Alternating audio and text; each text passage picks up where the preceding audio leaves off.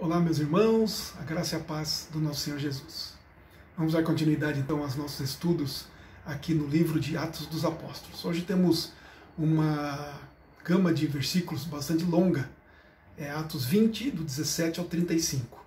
Então eu não vou fazer a leitura primeiramente, mas à medida que eu vou lendo o verso, já vamos aí expondo. É de fato mais uma das grandes porções da palavra, descritas aqui então por Lucas no ministério do apóstolo Paulo e que muito tem a nos acrescentar na nossa vida no dia a dia. Comecei então ali com o versículo 17 que diz assim: de Mileto mandou a Éfeso chamar os presbíteros da igreja. Aqui então nesse texto ele nos dá aqui a instrução de um cuidado especial dele, Paulo, para com a liderança da igreja da região. Né? Então é isso que ele passa a descrever aqui as suas atividades, atitudes, não é? As suas providências para a instrução e o cuidado com a liderança da igreja e a importância que isso é no dia a dia, para o dia a dia da igreja. Versículos 18 e 19 nos dizem assim: e quando se encontraram com ele, disse-lhes: vós bem sabeis como foi que me conduzi entre vós em todo o tempo, desde o primeiro dia em que entrei na Ásia, servindo ao Senhor com toda a humildade, lágrimas e provações, pelas ciladas dos judeus me sobrevieram. Então, a maneira como Paulo se portou com as igrejas que ele plantou, nas cidades por onde ele andou, então ele afirma aqui que ele andou humildemente, chorando, né, com lágrimas, por causa dos sofrimentos e provações que ele sofreu nesse tempo, especialmente com relação aos judeus que o estavam e continuavam o perseguindo. Né? Então ele conversa com os presbíteros e diz: vocês sabem como é que eu me portei, como é que eu estive, como é que eu andei, como é que eu vivi no meio de vocês. Olha agora o verso 20. Jamais deixando de vos anunciar coisa alguma proveitosa, e de vô-la ensinar publicamente e também de casa em casa. Então, a vida do apóstolo Paulo, como missionário e pastor, foi, de fato, de edificar em todo o tempo. E isso ele fazia de maneira pessoal e também publicamente. Não é? Nos encontros da igreja, vários irmãos, como também de casa em casa. A vida dele era para instruir a igreja. E aqui ele está falando especialmente aos presbíteros, então cuidando dos seus presbíteros, dos líderes, que também são pastores da igreja. Foi assim que ele fez, disse mais importante aqui, né? Jamais deixando de vos anunciar coisa alguma proveitosa. Não é? Então os encontros dele não eram para simples bate-papos informais, mas era para de fato um ensino edificando. Mas o que ele ensinava? Olha o 21. Testificando tanto a judeus como a gregos o arrependimento para com Deus e a fé no nosso Senhor Jesus Cristo. Então sempre a mesma mensagem. Na boca de Paulo, no seu viver, sempre a mesma mensagem. Arrependimento e fé em Cristo Jesus.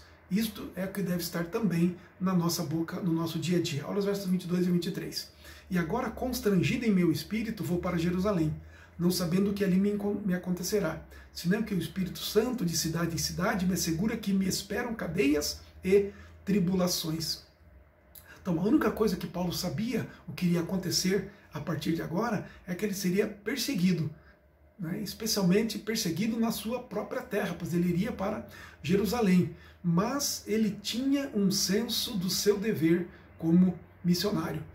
Apesar de estar em Éfeso já há bastante tempo, e ele tinha o senso de dever, ele não ficaria preso a um lugar, ele tinha a certeza de que as mudanças que ele fazia, as viagens que ele fazia, quando ele saía de uma cidade para outra, quando ele principalmente era por conta do ministério, do evangelho, tinha a ver com Cristo e não com seus próprios gostos ou conforto ou qualquer outra coisa. Era por causa do evangelho. Olha o 24. Porém, nada considero a vida preciosa para mim mesmo, contanto que complete a minha carreira e o ministério que recebi do Senhor Jesus para testemunhar o evangelho da graça de Deus. Então, nesse versículo 24, nessa conversa com os presbíteros, Paulo diz assim para eles: para mim, é como se ele dissesse, para mim o viver é Cristo e o morrer é lucro. O valor da vida, da minha vida, está em cumprir a vocação para a qual eu fui chamado. Era isso. Não importa se eu vou morrer, não importa o que vai acontecer comigo, eu quero e preciso ter uma obrigação de cumprir a vocação, o ministério que o Senhor me passou. Olha os versos 25 a 27. Agora eu sei que todos vós, em cujo meio passei pregando o reino, não vereis mais o meu rosto. Portanto, eu vos protesto no dia de hoje que estou limpo do sangue de todos, porque jamais deixei de vos anunciar todo o desígnio de Deus. Então, Paulo, no meio dos presbíteros, no meio da igreja, ele cumpriu o chamado de pregar o evangelho. Eu vou embora, vocês provavelmente não vão mais me ver. Ele já sabia que estava fadado à morte por causa de Cristo. E então, mas ele diz: olha, eu preguei o evangelho para vocês. Eu não tenho nenhum tipo de falta com vocês. Eu estou livre do sangue de vocês. Então isso é importante para nós também. Onde estamos plantados, onde estamos vivendo, onde estamos trabalhando, aqueles que convivem conosco, ouviram o evangelho da nossa boca? Paulo diz aqui: eu estou livre do sangue de todos vocês. Olha os versos 28 a 32. Atendei por vós e por todo o rebanho sobre o qual o Espírito Santo vos constituiu bispos para pastoreardes a igreja de Deus, a qual ele comprou com o seu próprio sangue.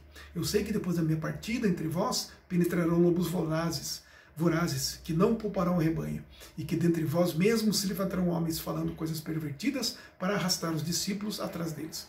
Portanto, vigiai, lembrando-vos de que por 3 anos, noite e dia, não cessei de admoestar com lágrimas a cada um. Agora, pois, encomendo-vos ao Senhor e à palavra da sua graça, que tem poder para vos edificar e dar herança entre todos os que são santificados. Aqui, Paulo demonstra a sua preocupação para com a liderança. Então, ele instrui aos líderes para que zelem pelo povo de Deus, da mesma maneira como ele mesmo procedeu. Então, vemos aqui a importância de nós prepararmos líderes para a igreja de Jesus Cristo, porque a igreja, ela é viva, a igreja, ela se transforma, ela se renova, pessoas vêm e vão, não é? E Deus vai movimentando, Deus vai trazendo, Deus vai levando, enfim. Então, há uma importância de nós prepararmos líderes para a sua igreja. Aqui nós vemos que é demorado, né? Por 3 anos Paulo ficou lá em Éfeso plantando a igreja e formando essa liderança. Isso é tudo muito sofrido, não é sem lágrimas, como ele já disse no começo, né?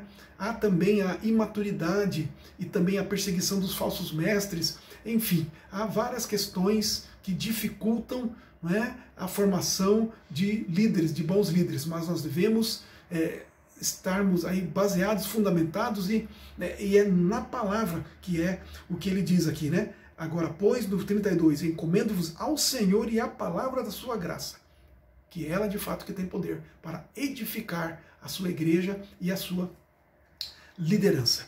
Os últimos versos aqui, 33 ao 35.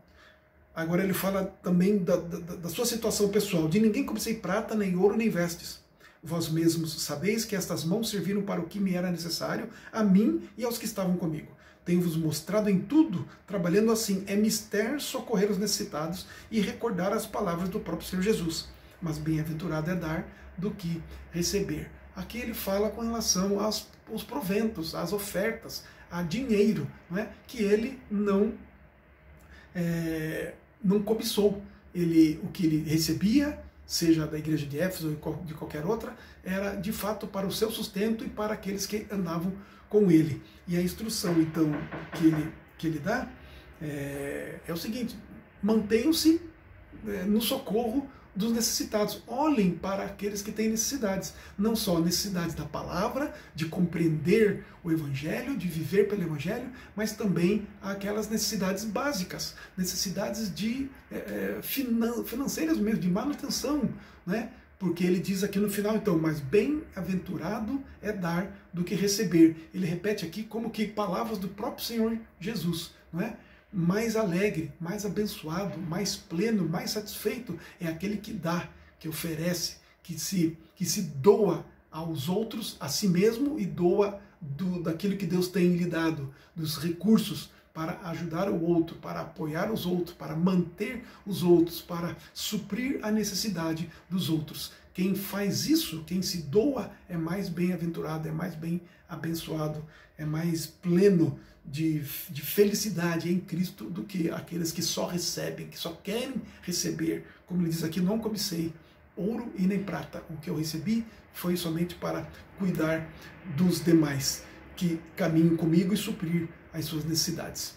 Então, queridos, esta é a palavra de Paulo, aqui registrada por Lucas, que possamos viver assim, então, sermos exemplos e imitadores do apóstolo Paulo, para a glória de Deus, a alegria da igreja, para a plenitude da nossa fé e a expansão do reino do nome do nosso Senhor Jesus. Amém, queridos? Que Deus, então, os abençoe.